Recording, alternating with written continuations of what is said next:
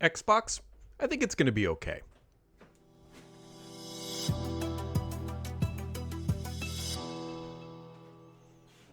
After a nice little vacation back in the saddle, and I've dug through all of Microsoft's financial earnings here for the last quarter, some other things they talked about on the quotes during the after call, and a lot of other information we're seeing about Xbox.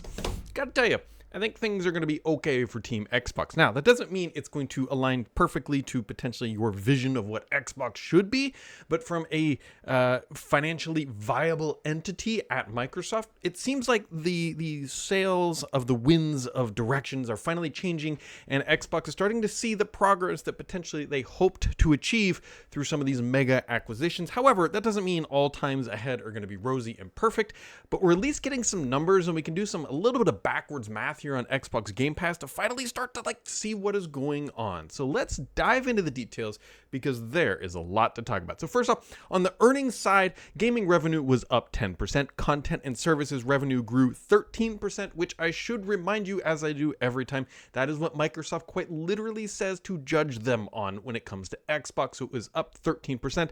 However, hardware revenue, no surprise to literally anybody who looks at a console these days, declined 22 percentage points year over year. So that is comparing to the same quarter of the previous year. Now, on to the more salient quotes, if you will, from Microsoft's CEO. And this is where the details start to get a little bit better for Xbox as a whole entity across the board.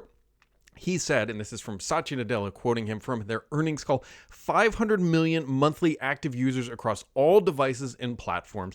50 million people have played Black Ops 6. Minecraft hit monthly active user highs following the movie release, and nearly 40 games in development. So somewhere between 37 and 39, because it's nearly 40. If it was 40, they would tell us, games in development. I guess technically it could be 36 and they're rounding up, or maybe 35, but 35 to 40 games in active development. But here is a key number that we have not had previously. He said Game Pass annual revenue was nearly $5 billion for the first time. Now, that doesn't mean they made $5 billion that quarter. They mean if you do it on an annualized basis, the run rate is nearly $5 billion. However, that detail is lacking some information. Is that on a quarterly basis? Is that on a monthly basis? Is that on a weekly basis? Because annualized run rate is a small percentage of time calculated out over the entire year. So if they took 1 week, if they took the last week, like June 30th minus, June 23rd through the 30th, they could extrapolate that out to 12 months for the year and be like 500 or 5 billion. We don't know that time frame, so some of the calculations here I'll show you in a second won't be perfect. However, there are also some good quotes from Amy Hood, Microsoft's CFO, and depending on who you listen to at the company, it kind of feels like the CEO in disguise, but that's a topic for another day. She went on to say Xbox and content services revenues increased 13%, driven by better than expected performance of first-party content and Xbox Game Pass. So it's not perfectly clear information, but however, Game Pass outperformed their expectations for the last quarter, which, if that's what you're being judged on, that is a good thing. And obviously the first-party titles, which would be Avowed and all the other content released from basically starting of the year, I mean, it's not specific to that quarter, but you know what I mean, has performed better than expected, which is good for Microsoft and more specifically Xbox. However, everything is not super duper rosy because for the quarter ahead, Amy expects, she says, revenue to decline in the mid to high single digits against a strong prior year comparable for the quarter ahead. Xbox content and services revenue to decline in the mid to single digits. So we will see what happens with Xbox Game Pass, as their predictor says, it may not be as strong as what we would expected last year. However, they already outperformed this last quarter, so they're all predictions and they're not financial accuracy. So anyways, this is probably the most sophisticated graphic I have ever put up on this channel. This is trying to understand, the number I don't know why I keep saying it, want to know is how many Game Pass subscribers are there? Well, with Satya Nadella giving us the number of $5 billion annualized run rate, I did some extremely crude math.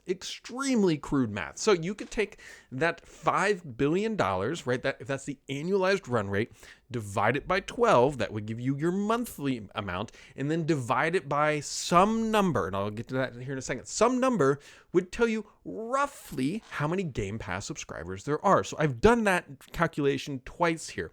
And so on the left, you'll see 41.6 million. Seems like that would be the absolute top number of Game Pass subscribers possible, I believe, if they have a $5 billion annual run rate, because I took the amount divided by 12 and then divided by 10 would give you 41.6 million subscribers every month. The last number they gave us was like in the mid 30s, remember that.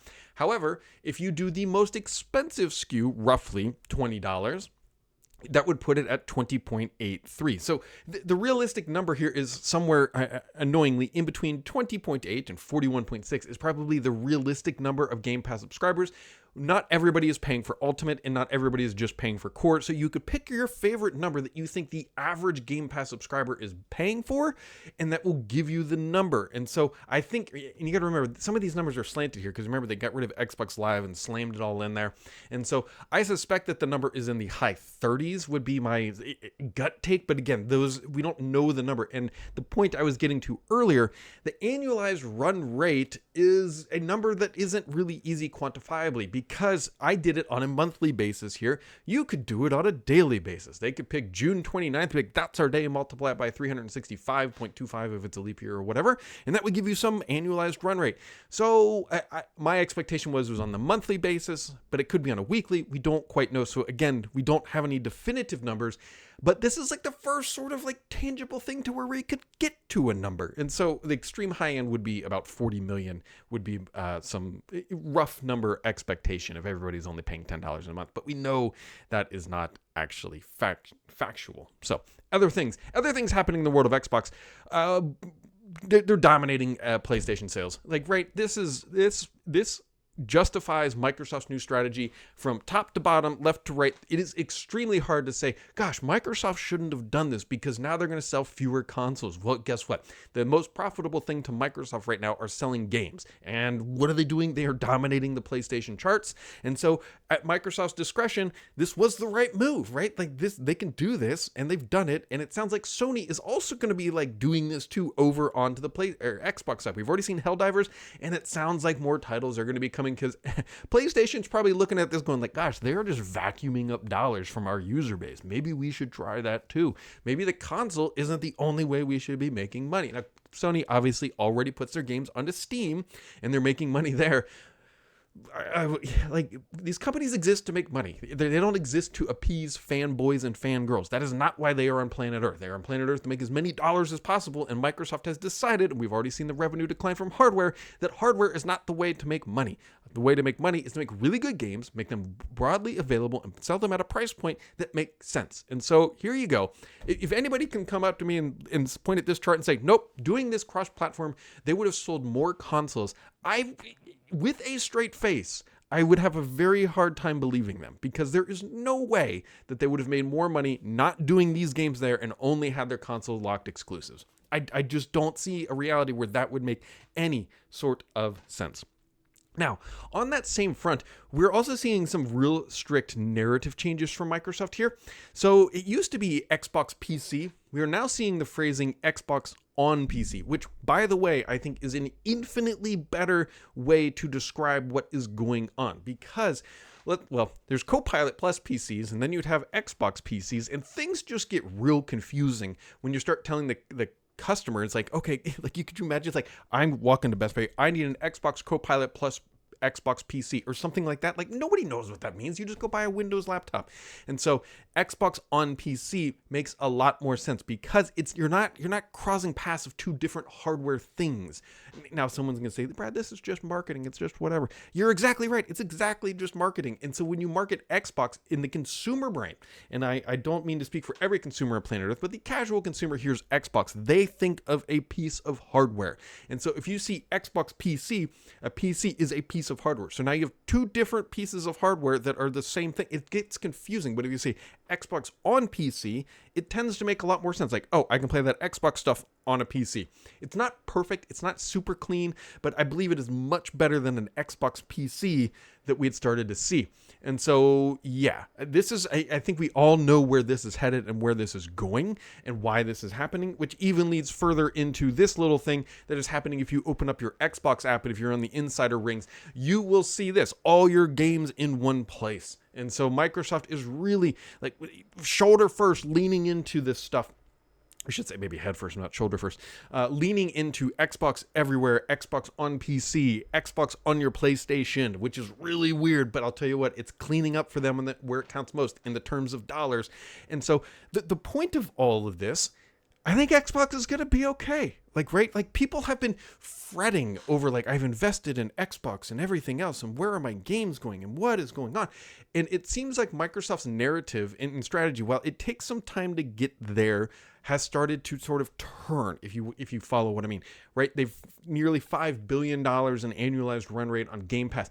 Put your games everywhere. Xbox on PC. It feels like they're starting to get their footing, and it's starting to land with the consumer. And so we'll see. Time is the true arbiter here. If Microsoft can truly get over that, and what is that timeline? Definitely the next generation of consoles and playability experiences are going to be huge for Microsoft, because let's be real here. They've been lining up this strategy through this console generation, which is a hard thing to do, right? They came into this generation, it's like, you got to buy a console. Only games on Xbox are on this console. And by the time this console generation ends, Xbox is going to be on everything, including TVs and everywhere else. We're starting to see this stuff finalize and land. And so by the time this console generation ends and the next one begins, they should be in a completely different arrangement that should allow them to grow much more successfully and much more on the hardware front, even if they are not the only ones making the Xbox hardware. And so you can get really down in the dumps, like saying I bought this console and I never wanted my friends on PlayStation to play Forza. Get over that. Like, that's not, like, who cares at the end of the day? But from a business perspective, it seems like Xbox is really starting to find its footing. It was a little sloppy getting there, and the messaging took a couple pills to swallow, if you will. But it seems like Xbox is on a very good path. So there you go. That's sort of a wrap up of everything that's been happening with Xbox. As always, my friends, make sure to keep it subscribed here, because the BS on this channel is me.